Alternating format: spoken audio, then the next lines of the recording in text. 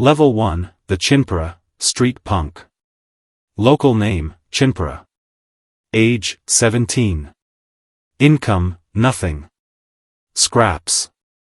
Level 1. The Chinpira. You're 17 years old and you owe a debt that isn't yours. Your father ran a small pachinko parlor in Shinjuku for 22 years.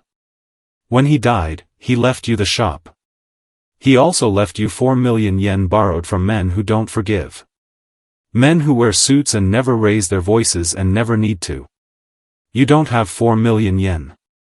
You have a broken pachinko machine and a mother who doesn't eat dinner anymore. A man comes to the shop on a Tuesday afternoon. He's not threatening.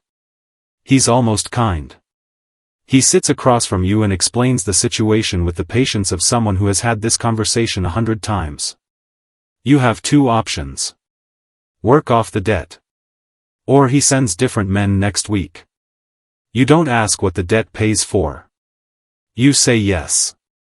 That night, you stand outside a club in Kumicho. Your job is to hand out flyers and watch who goes in and who doesn't. That's it. Watch the door. Don't talk to police. Don't talk to anyone who looks like police. If someone gives you trouble, call the number in your phone. You make nothing this week. They tell you the debt is being noted. The older guys call you Chinpira. Street punk. It's not a title. It's barely a name. You're furniture. You're disposable.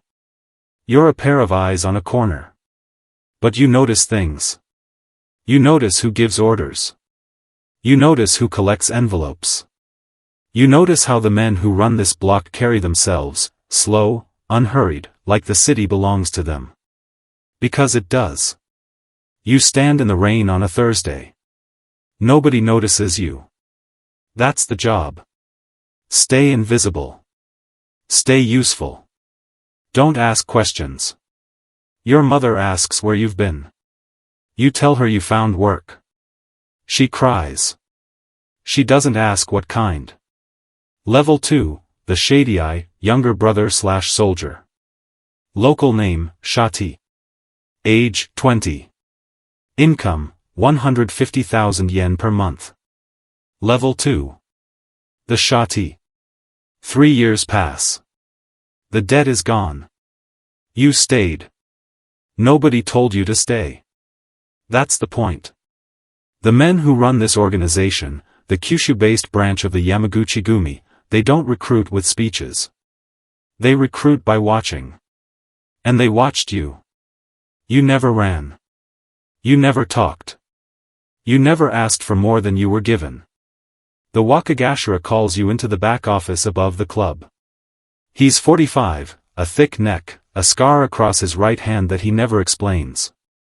He sets a cup of tea in front of you. He tells you what he's offering. You become Shatei. Younger brother. Official member.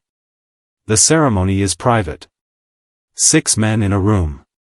You kneel on a tatami mat. A cup of sake mixed with sake from your oyabun, your boss, your father figure, is placed before you. You drink. He drinks. The bond is forged. You are now family. Not like a gang. Like blood. The Yakuza calls this the Oyabun-Koban relationship. Parent and child. He is responsible for you. You owe him everything. They give you a business card. It lists a real company name. Security Consulting. You carry it everywhere. Your job is enforcement. A restaurant owner in Shibuya hasn't paid his protection fee in 2 months. You and an older Shatei walk in during the lunch rush. You don't threaten. You just sit at a table. Order tea. Stay for 2 hours. Look at him. That's all. The customers feel the shift in the room and leave. By the time you walk out, he's on the phone with your oyabun. He pays by the end of the week. Sometimes it escalates. A bar owner gets stubborn. You come back at closing. You're not gentle this time. Nobody calls the police. This is Kabukicho. The police already know who you work for. 2 of them are on the monthly envelope. You make 150,000 yen a month. It's not much. But you have protection, housing, and purpose. You belong somewhere for the first time in your life. That feeling is the most dangerous thing they've given you. Level 3, the Wakashu, the rising member. Local name, Wakashu. Age, 24.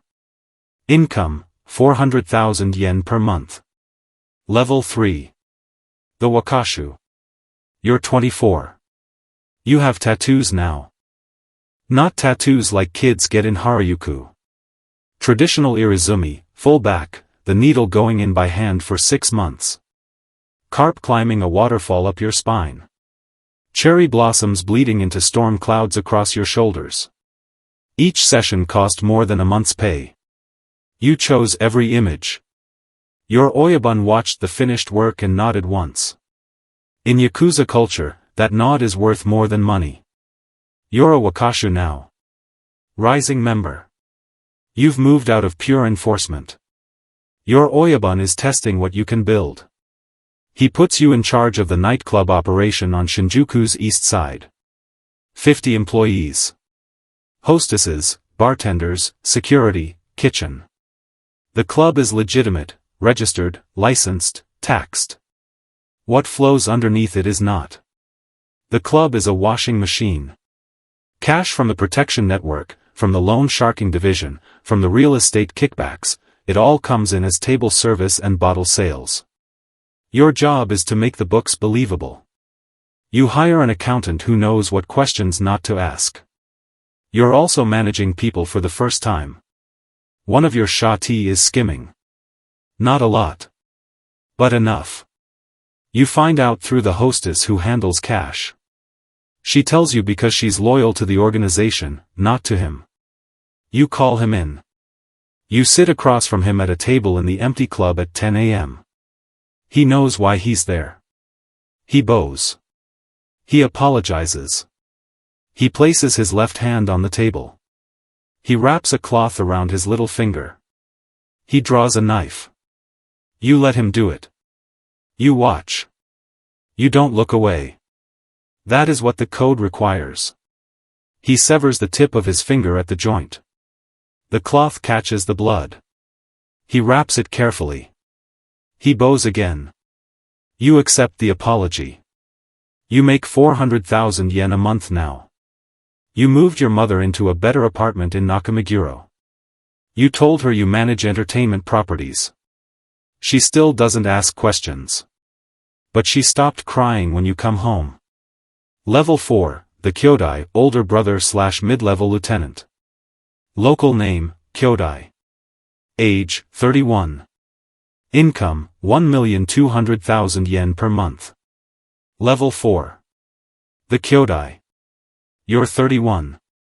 They call you older brother now. Not because of age. Because of what you've built. You oversee 3 operations, the club, a chain of massage parlors licensed as wellness centers, and a construction subcontracting company that wins bids on public infrastructure projects. The construction company is the cleanest. The government pays on time, the contracts are real, and the margin for laundering is generous. You've learned that organized crime doesn't live in dark alleys. It lives in municipal procurement offices. Your Oyabun gives you 6 Shatei to manage directly. You run weekly meetings. You settle disputes.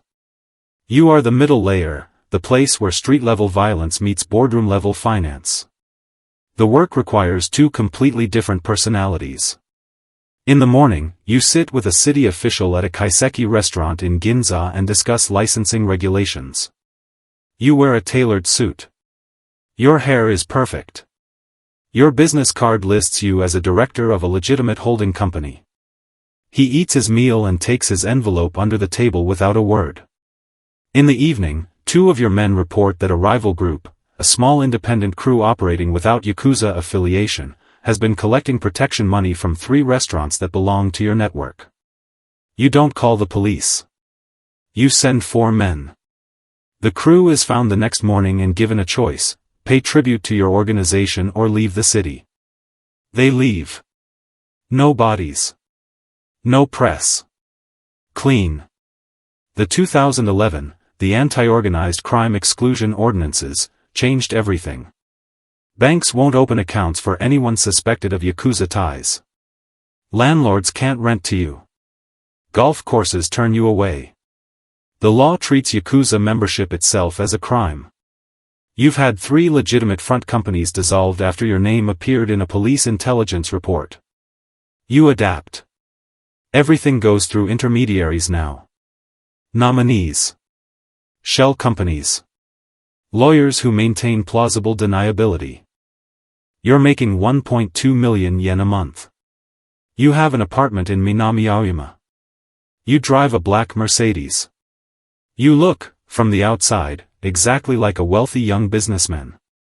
You are both of those things. That's the most dangerous part. Level 5, the Wakagashira, underboss/operations chief. Local name, Wakagashira. Age, 39. Income, 5 million yen per month. Level 5. The Wakagashira. You run the organization's day-to-day operations. Every yen that moves, every decision made below the Oyabun, goes through you.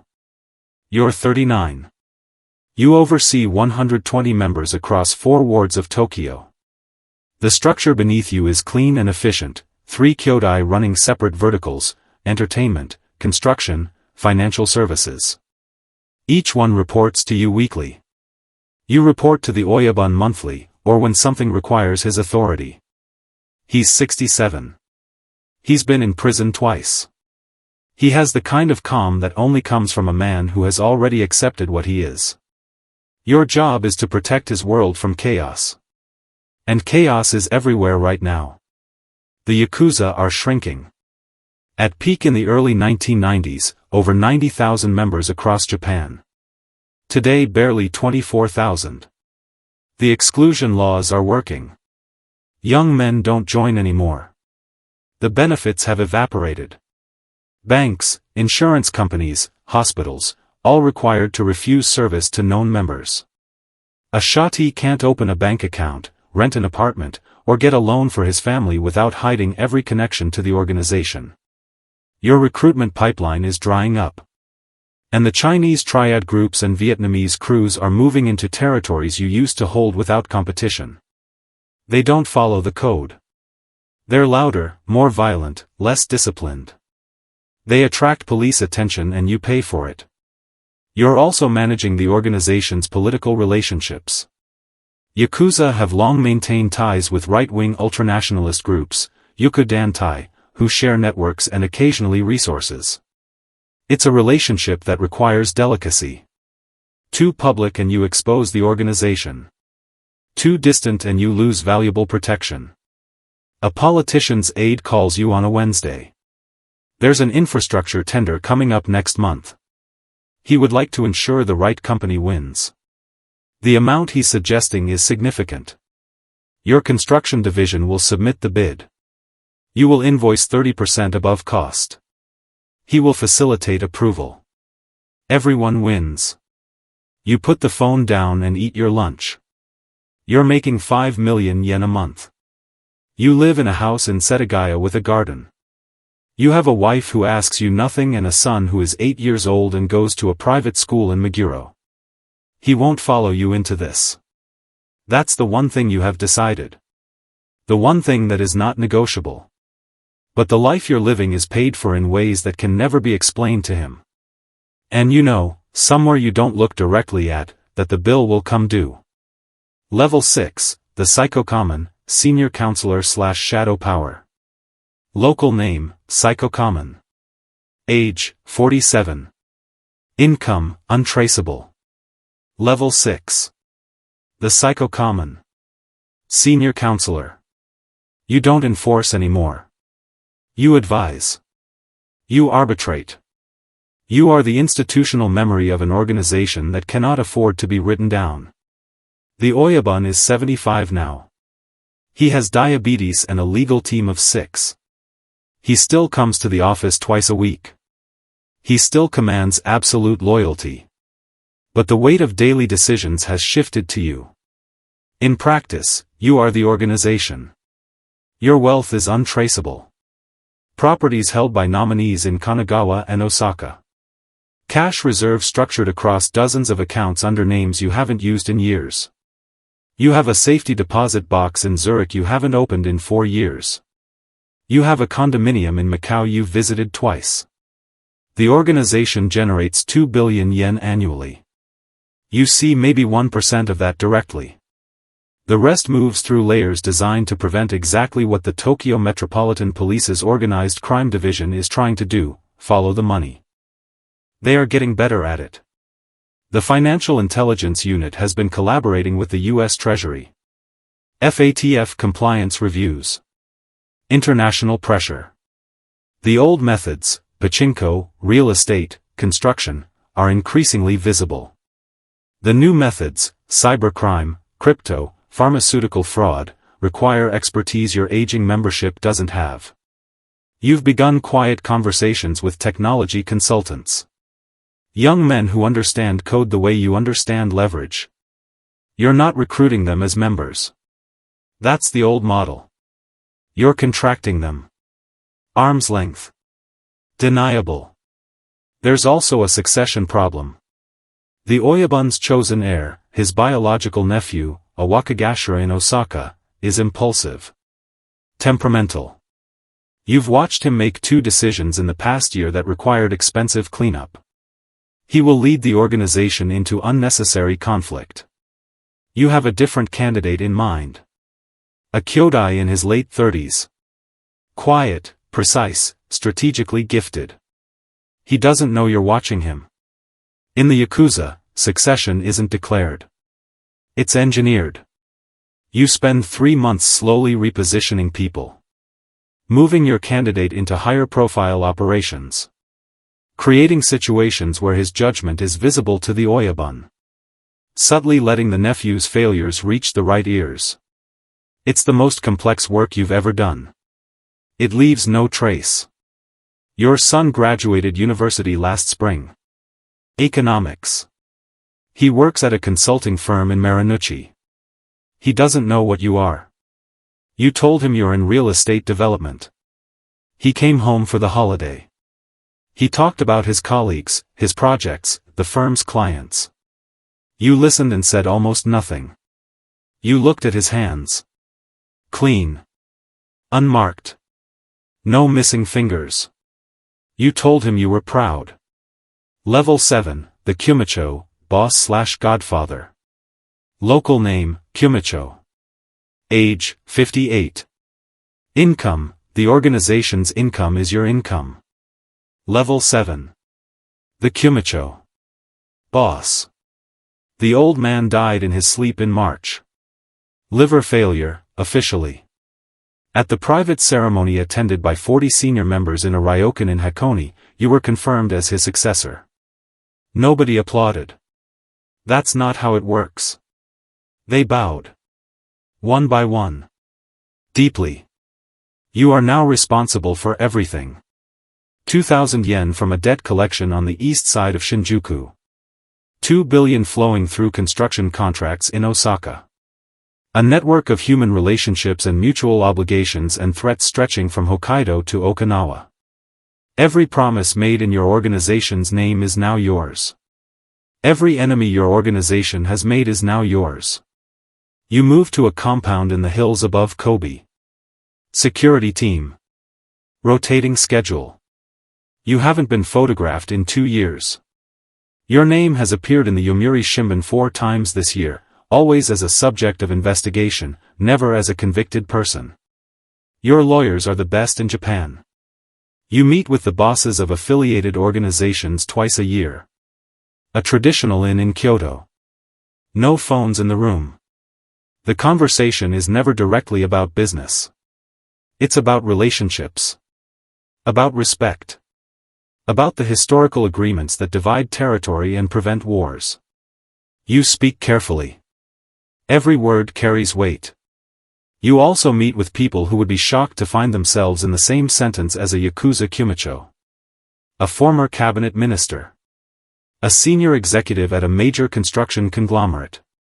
A police superintendent general who retired last year and now understands, in private, that certain courtesies have always flowed in both directions.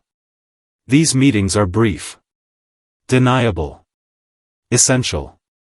But the organization you've inherited is not the organization it was. In 1992, Yamaguchi-gumi had 26,000 members. Today, you control perhaps 1,800. The exclusion laws have made daily life impossible for active members. The younger generation won't join. The revenue streams are shrinking. The political protection that once made Yakuza nearly untouchable has eroded under international pressure. You are running an empire designed for a different era. You sit in your garden on a Sunday morning. Tea, untouched. The maple tree your predecessor planted is 30 years old and perfectly shaped. You think about what you inherited and what you'll leave behind. You built nothing. You maintained something that was already dying. You slowed the decline. That is, perhaps, the best that could be said. Your son calls on Sunday afternoons. He asks how you are. You tell him fine. He tells you about work, about his girlfriend, about an apartment he's thinking of renting. You listen.